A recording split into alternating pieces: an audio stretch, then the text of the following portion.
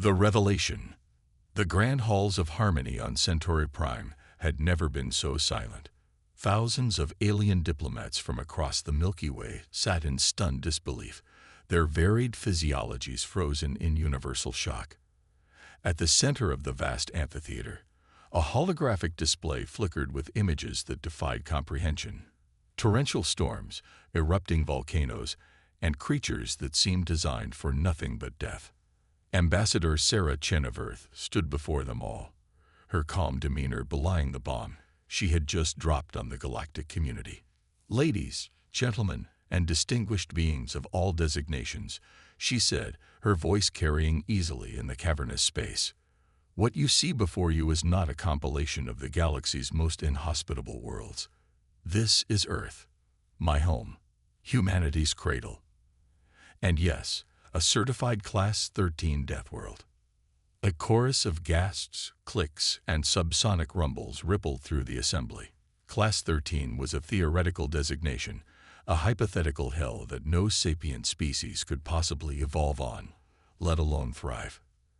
Ambassador Zixtal of the Arthan Confederation, a being that looked like a cross between a praying mantis and a crystal chandelier, was the first to find his voice.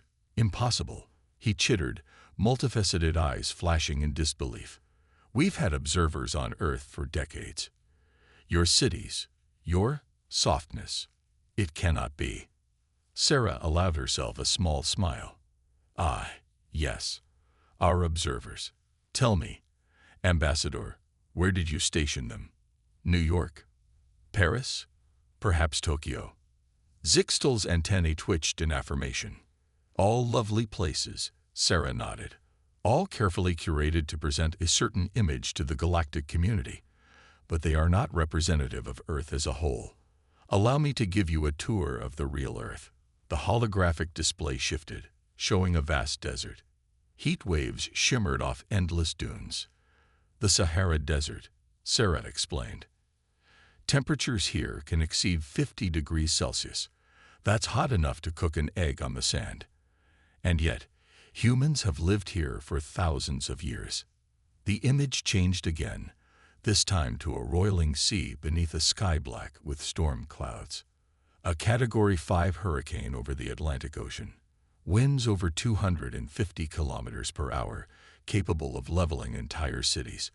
We don't evacuate for anything less than a Category 3 these days. It's simply not worth the hassle. As Sarah continued her presentation, the assembled diplomats watched in growing horror. They saw predators that could tear a being apart in seconds, insects whose sting could kill in minutes, and microscopic organisms that could devastate entire populations. But surely, interrupted Ambassador Lorne of the Pelqui Syndicate, his gelatinous form quivering, surely your species avoids these death zones. Sarah's laugh was both warm and slightly unnerving. Avoid them? My dear Ambassador, we vacation in them. The hologram now showed humans engaging in various activities, surfing giant waves, climbing sheer cliff faces, diving into underwater caves.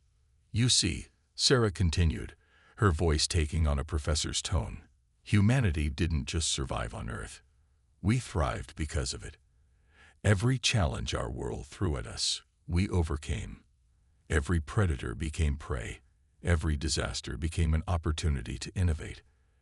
As the implications sank in, the mood in the grand halls of harmony shifted. Fear began to replace shock. If humans could survive and even flourish in such conditions, what were they truly capable of?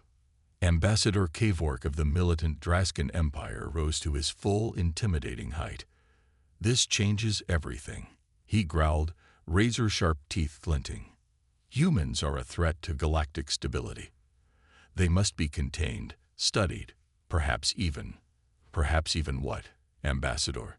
Sarah's voice was steel wrapped in silk. I would choose your next words very carefully. Humanity has faced extinction-level events multiple times in our history. Supervolcanoes, ice ages, asteroid impacts. We survived them all. And those were just the natural disasters. The hologram changed once more, displaying scenes from human history. Armies clashing on blood-soaked fields, mushroom clouds blooming over devastated cities, and then, jarringly, the first human boot prints on the lunar surface. "We've spent millennia trying to kill each other in increasingly creative ways," Sarah said, her voice somber. "And yet, here we stand, reaching for the stars. So ask yourselves this. If this is how we treat our own kind, how do you think we'll respond to any alien species foolish enough to threaten us?" The silence that followed was deafening. Sarah let it stretch, allowing the full weight of her words to settle on the assembly. Finally, Chancellor Xylo of the Galactic Council cleared his throat. "All four of them. Ambassador Chen," he began cautiously, "you've given us much to consider. But I must ask, why reveal this now? Your people have gone to great lengths to hide your true nature." Sarah's expression softened slightly. "Because it's time, Chancellor. Time for honesty. Time for humanity to take its rightful place in the galactic community. We've hidden long enough, played the role of the naive newcomers. But with the Vrol incursions in the Outer Rim and the Zartak plague spreading unchecked, we believe the galaxy needs us, the real us." As murmurs of discussion broke out across the grand halls, Sarah knew the real work was just beginning. Humanity's masquerade was over. Now came the challenge of forging a new relationship with a galaxy that suddenly realized it had invited wolves into the fold. And Sarah Chen, daughter of Earth, couldn't wait to show them just how loud humanity could howl. The challenge. In the days following Ambassador Chen's revelation, the galactic community erupted into chaos. Emergency sessions were called, alliances were strained, and more than a few lesser-developed worlds petitioned for increased protection, fearing that the humans might decide to live up to their Deathworld reputation. Aboard the U.S. Horizon, Earth's premier diplomatic vessel currently in orbit around Centauri Prime, Sarah Chen sat in her quarters, watching the galactic news feeds with a mixture of amusement and concern. Holographic pundits from a dozen species debated the human question with increasing fervor. A chime at her door interrupted her viewing. "Enter," she called out. Captain Miguel Alvarez strode in, his usually jovial face set in grim lines. "Madam Ambassador, we've got a situation." Sarah raised an eyebrow. "Just one." Miguel's lip twitched in a brief smile before he schooled his features. "A serious one. We've intercepted communications from a coalition of races led by the Draskin. Well, you should see for yourself." He handed her a datapad. As Sarah read, her eyes widened. "They can't be serious," she muttered. "I'm afraid they are," Miguel replied. "They're calling for the immediate quarantine of all human-occupied worlds, the dismantling of our fledgling colonies, and—" He hesitated. "Spit it out, Captain." "And the controlled reduction of Earth's population to manageable levels." Sarah set the pad down carefully, as if it might explode. "Genocide," she said flatly. "They're proposing genocide." Miguel nodded grimly. "It gets worse. We have reason to believe they're not just proposing it. They're preparing for it." Sarah stood, smoothing out her uniform. "Get me a secure line to Earth. Now." Within minutes, Sarah was facing a holographic projection of the United Earth Council. President Adebayo's normally serene features were creased with worry. "We've seen the intelligence, Ambassador. Your assessment?" Sarah didn't hesitate. "We need to prepare for war, Madam President. The Draskin coalition is moving faster than we anticipated. They see us as an existential threat, and they're not entirely wrong." One of the counselors scoffed. "Surely they can't believe they can take on Earth. After everything you've told them." "That's precisely why they're moving now," Sarah explained. "They're afraid. Afraid of what we might become if left unchecked. And fear makes beings of all species do stupid, desperate things." President Adebayo nodded slowly. "What do you recommend, Ambassador?" Sarah took a deep breath. "We need to demonstrate our capabilities, not just our military might, but our adaptability, our ingenuity. We need to show them why taking on humanity would be the last mistake they ever make." As the council debated, alarms began blaring throughout the U.S. horizon. Captain Alvarez's voice came over the ship-wide comm. All hands, battle stations. Multiple unidentified vessels have just dropped out of FTL. They're on an intercept course and not responding to hails. Sarah locked eyes with the holographic visage of President Adebayo. Madam President, I believe the decision has just been made for us. We're about to get our first test. The next few hours were a blur of activity. As the U.S. Horizon maneuvered to defend itself and the human diplomatic mission on Centauri Prime, Sarah coordinated with Earth's military command. The Draskin Coalition had launched a multi-pronged assault, striking at human outposts and colonies across 3 sectors. But if they expected an easy victory against the soft, unprepared humans, they were in for a rude awakening. On New Montana, a fledgling mining colony in the Hercules cluster, a Draskin battle group found itself outmaneuvered by a handful of retrofitted cargo ships. The human miners, used to working in the volatile methane geysers of their adopted world, turned their industrial equipment into makeshift weapons with devastating effect. In the Azure Nebula, where human scientists had been studying the unusual properties of the ionized gases, the research station's shields proved impenetrable thanks to reverse-engineered Zartak technology. The Arthan warships sent to neutralize the threat found their energy weapons useless, and their crews succumbing to a hastily engineered virus that played havoc with their crystalline physiologies. But it was in the space around Centauri Prime where humanity truly showed its teeth. The U.S. Horizon, ostensibly a diplomatic vessel, revealed a weapons array that outclassed anything in the local defense fleet. As Sarah coordinated with Captain Alvarez, the ship danced through the enemy formation, its point defense systems swatting incoming fire out of the sky with pinpoint accuracy. Status report. Sarah barked, steadying herself as the ship shuddered under impact. Shields holding at 82%, reported the tactical officer, a young lieutenant named Yuki Tanaka. Enemy flagship is concentrating fire on our starboard side.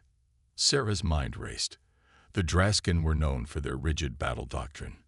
If their flagship was committing to a specific attack vector, Captain, she called out, on my mark, I want you to cut all power to the starboard shields and engines.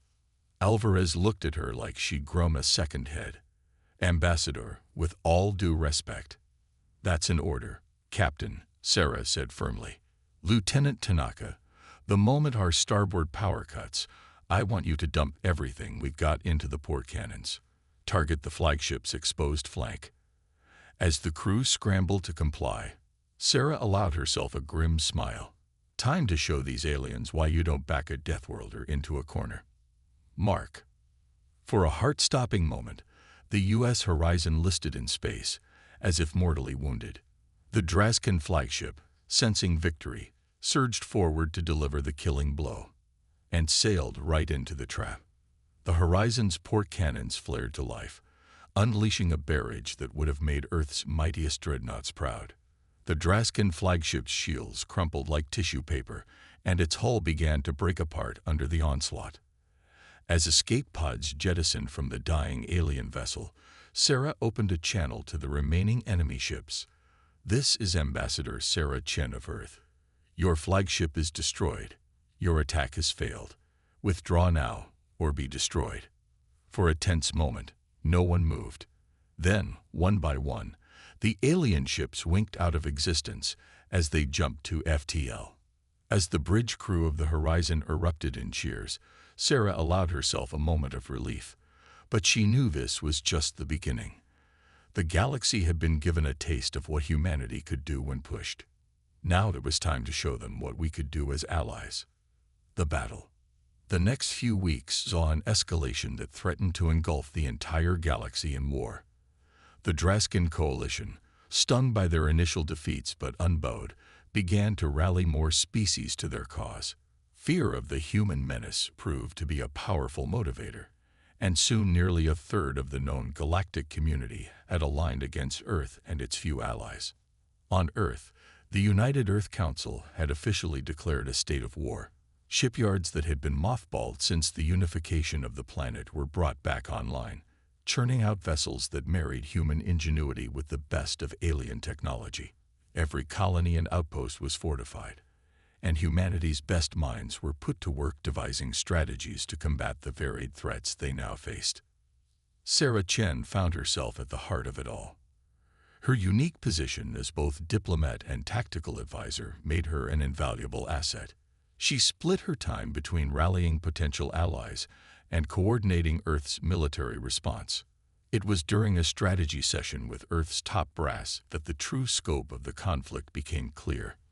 The Draskin have managed to push us out of the Orion Arm, General Octavia Rice reported, her holographic form gesturing at a star map. We're holding the line at Proxima Centauri, but barely. The good news is that their supply lines are stretched thin. Admiral Hiroshi Tanaka, Yuki's father, spoke up next. Our deep space sensors have detected a massive buildup of enemy forces in the Scutum Centaurus arm. We believe they're preparing for a push towards Sol. Sarah studied the map, her mind racing. They're trying to cut us off from our colonies and allies, she mused. Classic divide and conquer. Exactly, Rise nodded.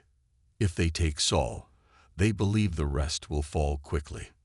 Then we don't let them take Sol, Sarah said firmly.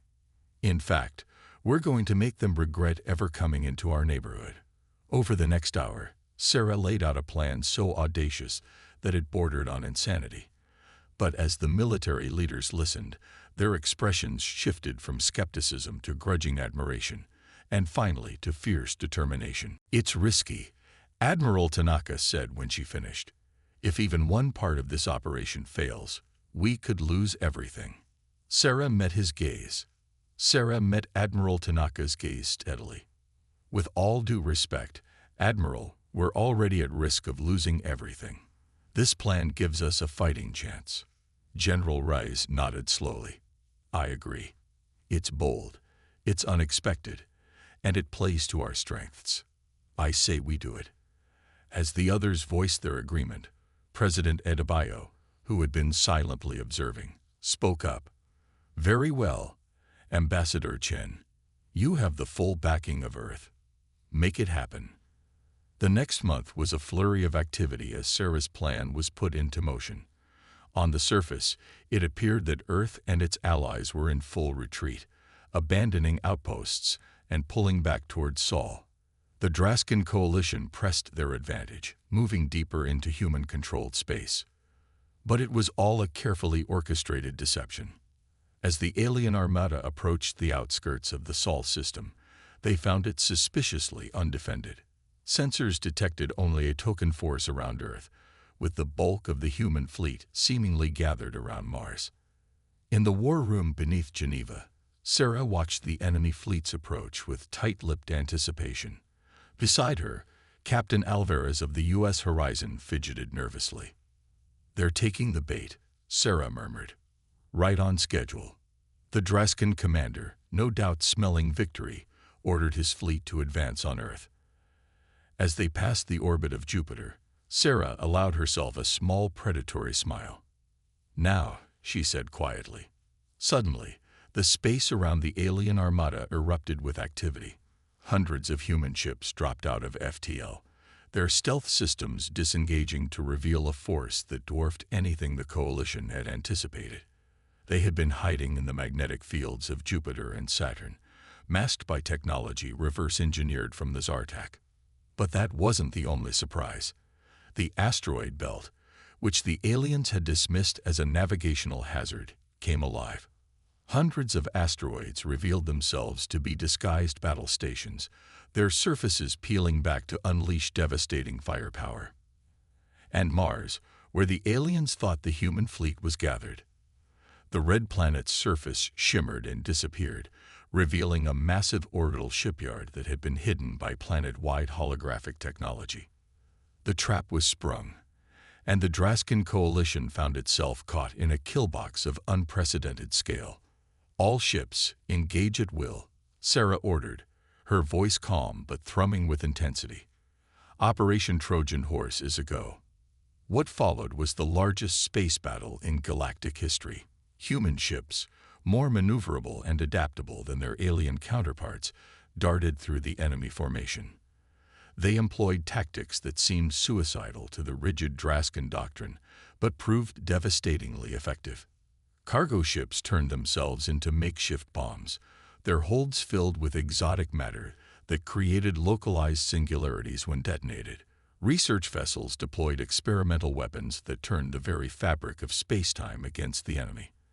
And through it all, the main Earth fleet hammered away with conventional weapons, their targeting systems guided by AI that could predict enemy movements seconds before they happened. In the midst of the chaos, the U.S. Horizon led a strike team against the Draskan flagship. Sarah, against the vehement protests of her security detail, insisted on joining the boarding party. "Our entire strategy hinges on taking that ship intact," she argued. "I'm the only one who can ensure the Draskan commander surrenders without destroying vital intelligence."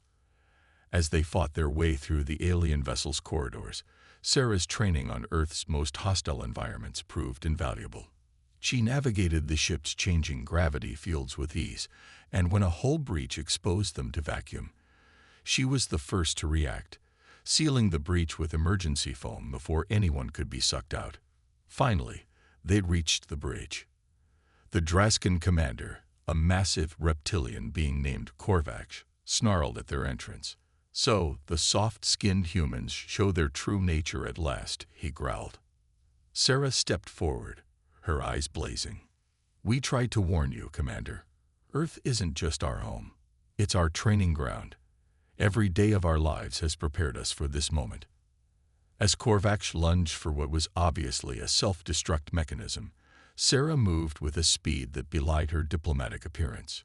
Her fist connected with the alien's jaw with a sickening crunch, laying him out cold. "Like I said," she panted, shaking out her hand. Training ground. With the Draskan flagship captured and their formation in disarray, the battle's outcome was no longer in doubt. One by one, enemy ships either surrendered or attempted to flee, only to be picked off by the human fleet. As Sarah stood on the bridge of the U.S. Horizon, watching the cleanup operations, she felt a mix of triumph and sadness. They had won, yes, but at a terrible cost. Millions had died on both sides. Worlds had been ravaged, and the galaxy would never be the same. Captain Alvarez approached, his uniform singed but his eyes shining with pride. "We did it, Ambassador. Earth is safe." Sarah nodded slowly. "For now, Captain. But our real work is just beginning." As the stars continued their eternal dance outside the viewscreen, Sarah Chen, representative of humanity, steeled herself for the challenges ahead.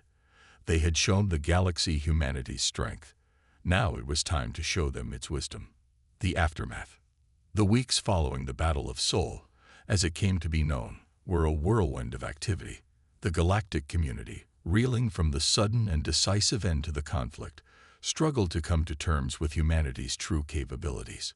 Fear and awe mingled in equal measure as reports of the battle spread across the stars.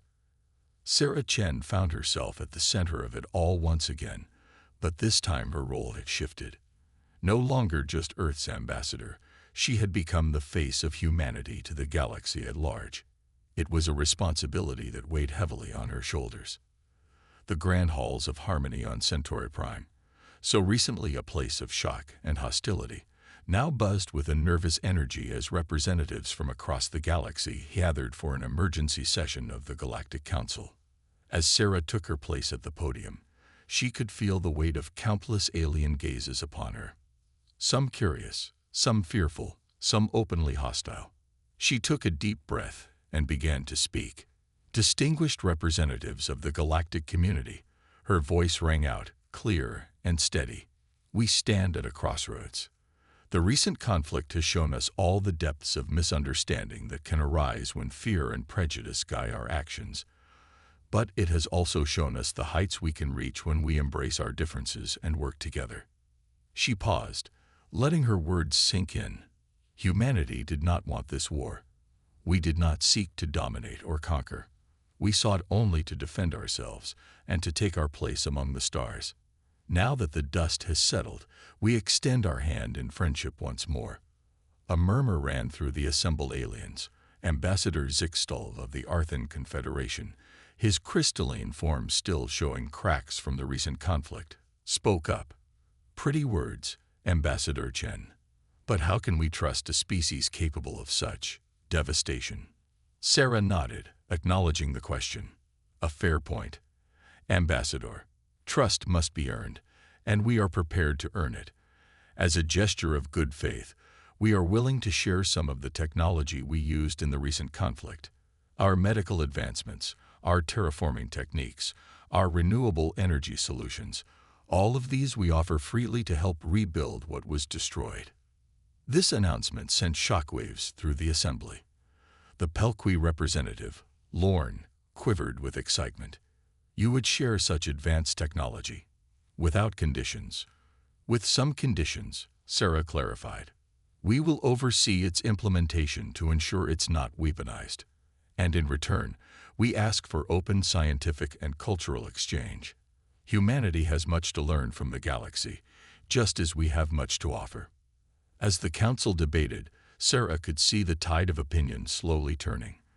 Fear was giving way to curiosity, hostility to cautious optimism, but there were still holdouts.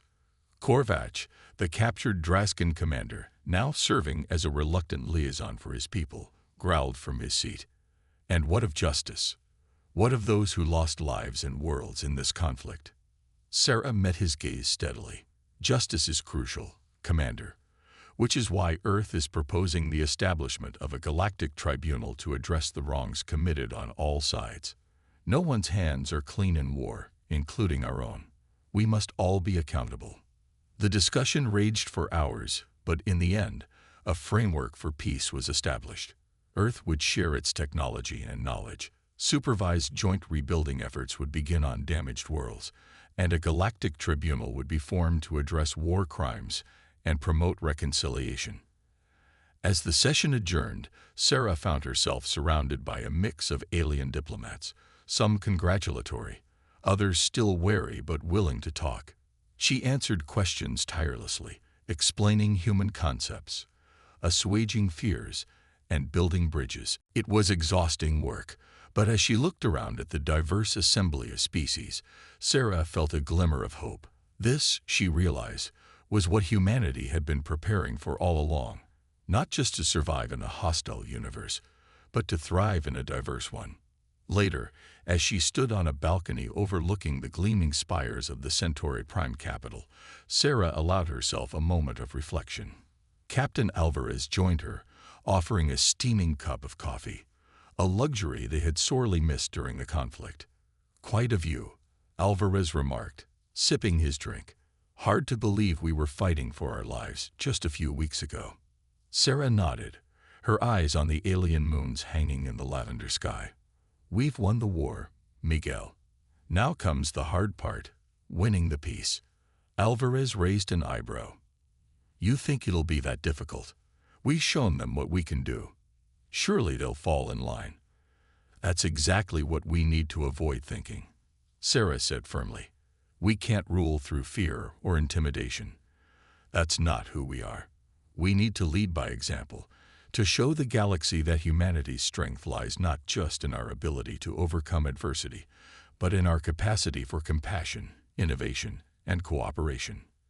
As if to underscore her point, a group of alien children ran past, laughing and playing with some human children from the embassy.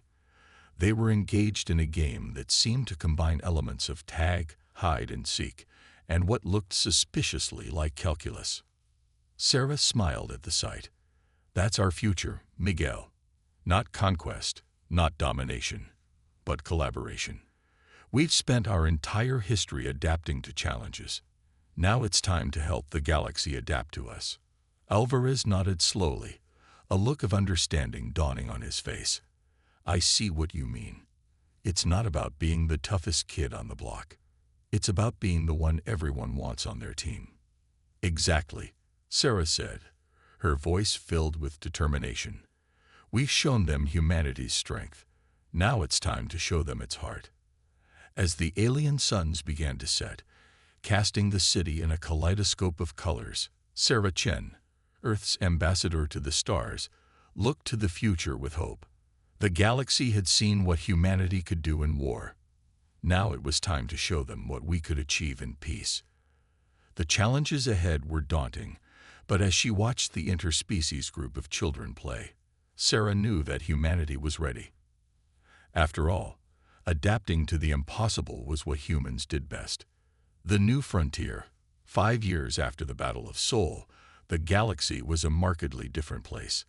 The scars of war were still visible on many worlds, but they were rapidly fading under the combined efforts of a united galactic community. Earth, once viewed with fear and suspicion, had become a central hub of interstellar cooperation and innovation.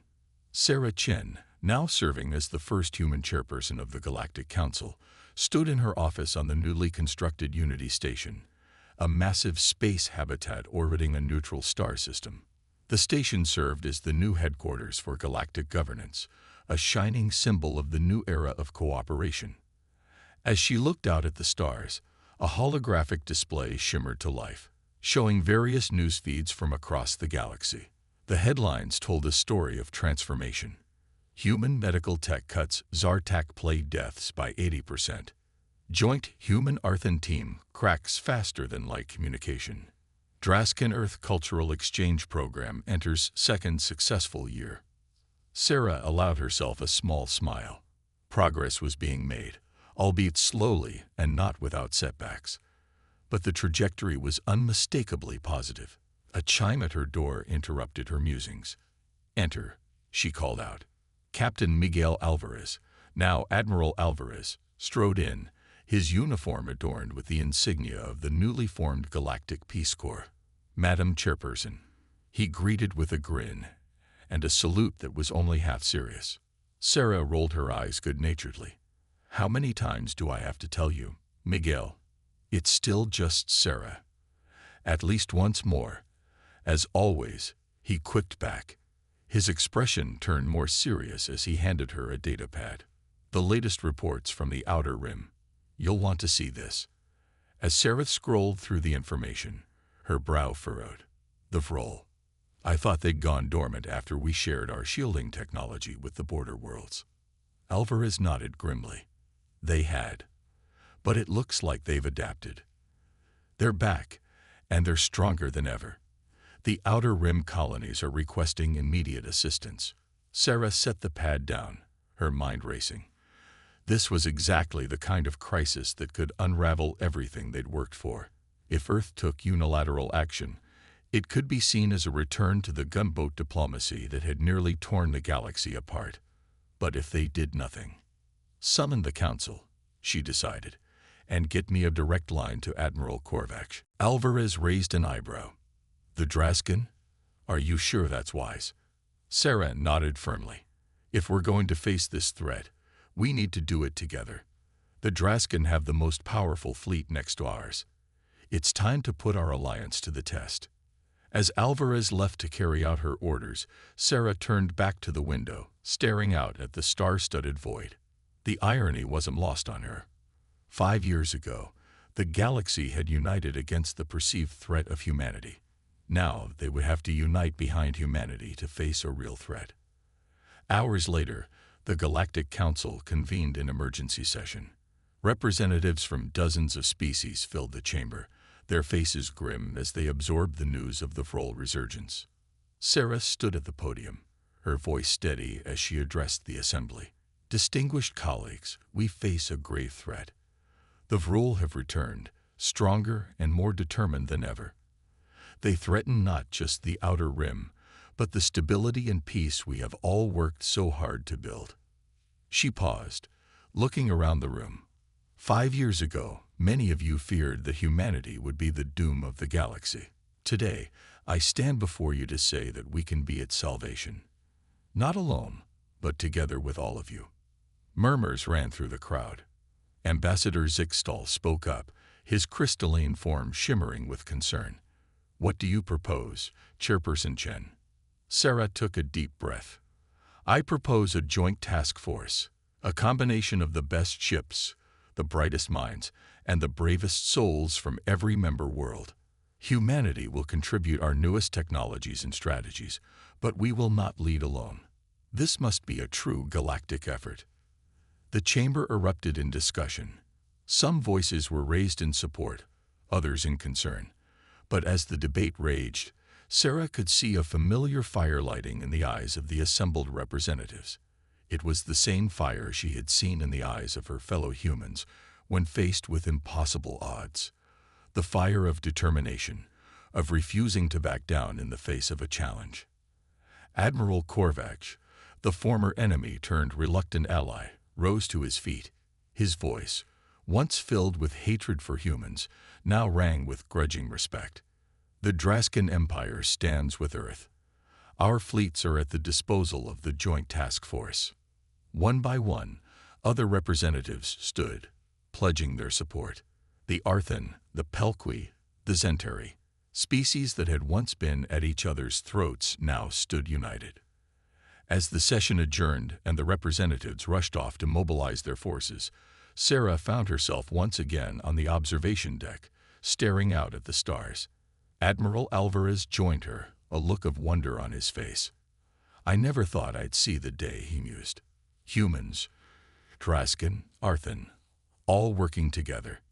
You've achieved the impossible, Sarah." She shook her head, a small smile playing on her lips. "No, Miguel. We've achieved the impossible. All of us, human and alien alike."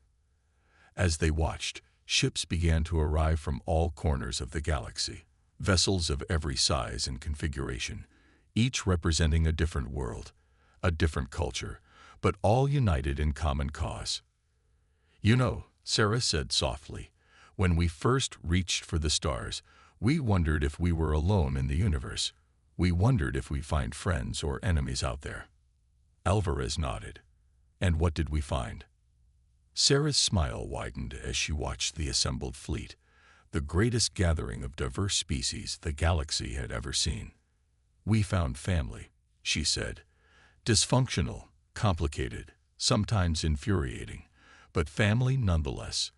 And just like on Earth, when the chips are down, family stands together." As the combined fleet prepared to depart for the Outer Rim, Sarah Chen, once a simple ambassador, now the leader of a united galaxy, felt a swell of pride and determination.